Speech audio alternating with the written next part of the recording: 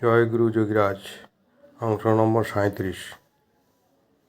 যোগীরাজ বললেন, কোন কর্মের মাধ্যমে শরীরের মধ্যে প্রবেশ করতে হবে? যোগীরাজ শ্রী শ্রী শ্যামাচরণ লাহিড়ী মহাশয় জানালেন, কোন কর্মের মাধ্যমে শরীরের মধ্যে প্রবেশ করতে হবে। গীতাতেও বলা আছে, সহজং কর্ম কৌন্তেয় সদ্যমপি ন ত্যজেৎ সর্বারম্ভা হি দোষেন হিমেনাগ্নিরুবা বৃত্তা। সহজ কথাটির সংস্কৃত অর্থ হচ্ছে স্বাভাবিক বা সহজাত। স্বাভাবিক বা সহজাত যে কর্ম শরীরে দিনরাত চলছে, যা জন্মের সাথে সাথে পাওয়া যায়, সেটিকে ধরে নির্দিষ্ট কর্ম করতে হবে।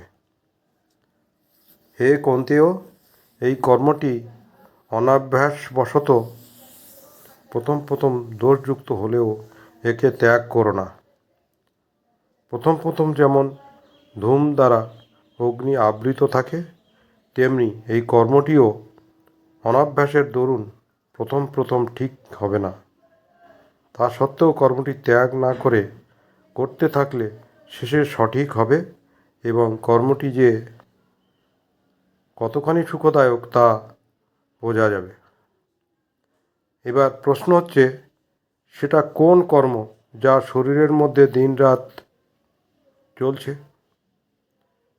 একটু চিন্তা করলেই দেখা যাবে, একমাত্র শ্বাস প্রশ্বাসই শরীরের মধ্যে দিন রাত চলছে। মানুষ যাক বা না যাক, এই শ্বাস প্রশ্বাস আমৃত্যু চলবেই। যখন ঘুমোই তখন চাওয়া বা না চাওয়া কোনোটাই থাকে না, অথচ শ্বাস প্রশ্বাস চলতেই থাকে। বৈষ্ণব শাস্ত্রেও একই কথা বলে, ঘুমালে যে জেগে রয় সে তোমার গুরু হয়।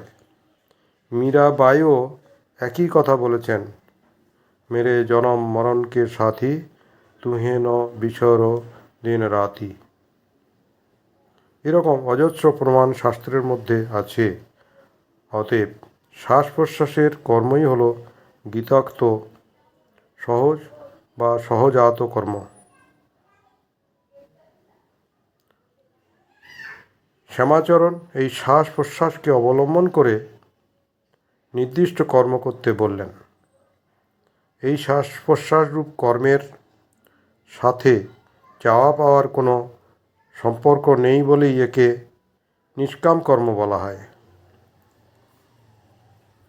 জাগতিক যে কর্ম করা হোক না কেন, তা কখনোই কামনাহীন হতে পারে না।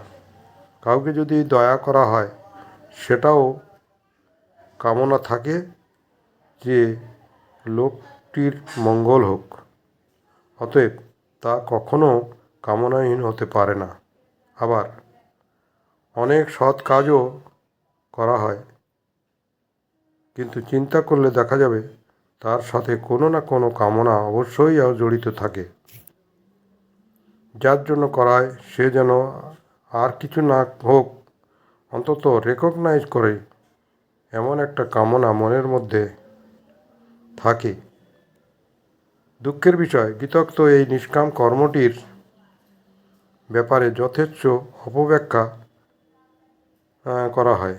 শ্বাস প্রশ্বাসের সর্বদা প্রবহমান কর্মটি যে নিষ্কাম কর্ম, সেদিকে কারো খেয়াল নেই।